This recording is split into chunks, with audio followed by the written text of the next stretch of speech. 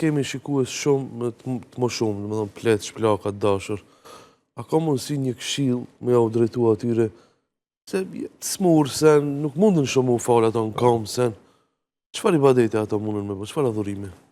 Sunullah, feja është e përshtatur për gjitha kategoritë e njerëzve. Alhamdulillah. Duke fillu prej atij që është më i vogël, në moshën e fëmirisë, e deri te ai që është në moshën e shtyme, në moshën e pleqënisë. Dhe fal Zotit, fal mëshirën e Zotit, Zoti i madh gjithmonë atë që e thash më herët, gjithmonë na e lehtëson, nuk na e vështirëson. Ne jemi ata që ja vështirësojmë vetvetes.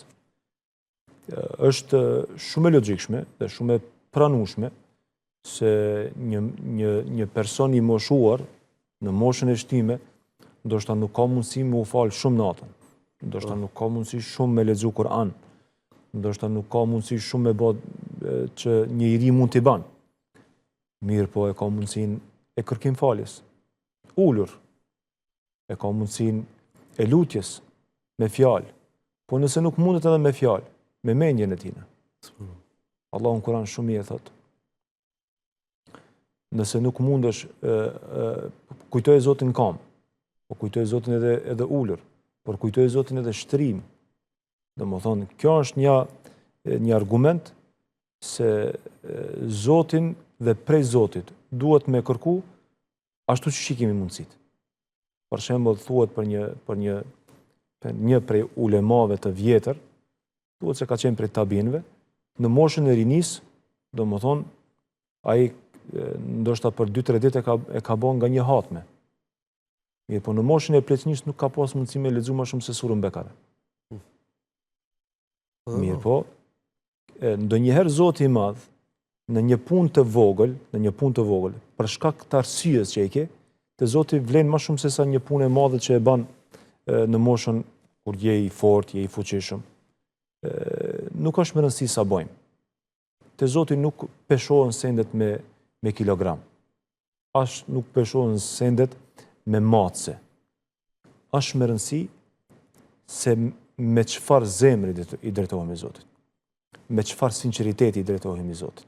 Si e madhrojnë Zotin. Kjo është shumë më rëndësi. Po.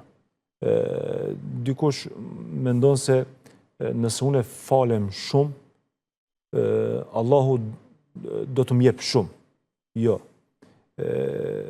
Kriterit e Zotit janë ndryshe. Shumë të Zoti është shija jote në adhurimin tanë. Vlerësimi jot në adhurimin tanë. Madhrimi jot i Zotit në adhurimin tanë. Në qoftë se janë edhe 2 recat. Në qoftë se është edhe një lutje. Në qoftë se është edhe një vepër qoftë edhe më e vogël. E dimi rastin ku thot pejgamberi alayhis salam se një grua ose një person për një qen që e shpëtoi e ka fitu xhenetin. Nuk është vepra. Është madhrimi, shejtëria, domethënë ndjenja. Kjo është ajo që e ka shpëtu nga zjarmi i xhehenemit dhe ja ka mundësuar që ta fiton mëshirën e Zotit.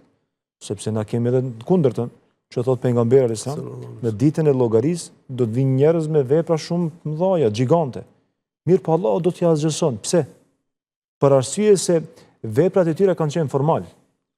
Domethënë pa madhrim, pa ndjenjë, pa veti të një besimtari që duhet t'i ketë besimtari.